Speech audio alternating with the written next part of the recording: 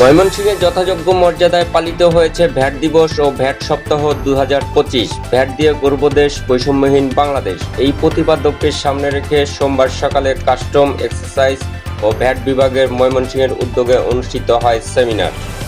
আসসালামু আলাইকুম, দেখছিলেন সংবাদ শিরোনাম, এবার বিস্তারিত জানিয়ে দিচ্ছি।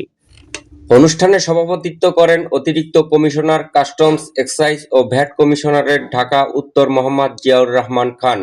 প্রধান অতিথি হিসাবে উপস্থিত ছিলেন ময়মনসিংহ বিভাগীয় কমিশনার মিস ফারার স্বামী এনডিসি। বিশেষ অতিথি হিসাবে বক্তব্য রাখেন ময়মনসিংহ রেঞ্জের ডিআইজি মোহাম্মদ আতাউল কিবরিয়া, কর অঞ্চল ময়মনসিংহের কর কমিশনার অঞ্জন কুমার সাহা এবং জেলা প্রশাসক ও জেলা ম্যাজিস্ট্রেট মোহাম্মদ সাইফুর রহমান। বক্তারা বলেন, স্বচ্ছ ও কার্যকর ভ্যাট ব্যবস্থাপনার মাধ্যমে রাজস্ব আদায় বাড়িয়ে দেশের উন্নয়ন ত্বরান্বিত করা সম্ভব। বিভিন্ন স্টেক হোল্ডারদের সাথে অনেক কনসালটেশন হওয়ার পরেই ওই আইন বিধানটা কিন্তু আমরা পরবর্তীতে গেজেট আকারে দেখতে পাই।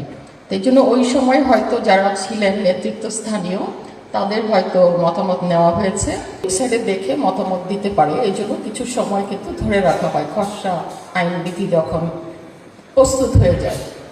ওই মতামতের পরে কিন্তু ফাইনাল ড্রাফটটা পরে অনুমোদন। একটু খুব জানতেন না, আমারও একই অবস্থা। যখন ভ্যাটের বিষয়টা আসে তো তখন আমরা চাকরিতে নবীন, বেতন কম, যখনই কোনো রেস্টুরেন্টে বা কোনো বড় জায়গায় কেনাকাটা করতে যেতাম দেখতাম যে যা কিনেছি তার সঙ্গে বিরাট অঙ্কের একটা ভ্যাট নিধন করা হচ্ছে।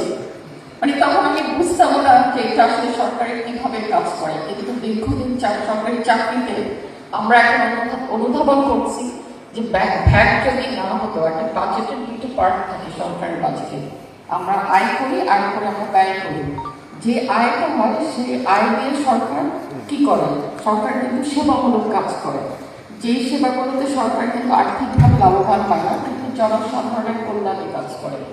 যেমন রাস্তাঘাট, শিক্ষা প্রতিষ্ঠান, হসপিটাল, এগুলো নির্মাণ করে দেয় জনসাধারণের কল্যাণের জন্য।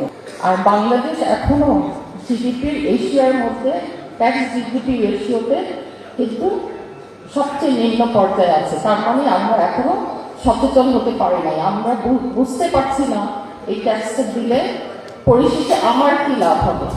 আমরা শুধু আমি দিচ্ছি, আমার ক্ষতি হচ্ছে, এই একটা দিক দেখছি, কিন্তু এটা দিলে আমার কি লাভ হবে, বড় পরিসরে কি লাভবান হবো আমরা, সেই বিষয়টা আমরা অনুধাবন করতে পারছি না। এই জন্য আমি আশা করবো আপনাদের যে টিভিসি গুলো আছে ওই টিভিসি গুলো আরো প্রচার হওয়া দরকার।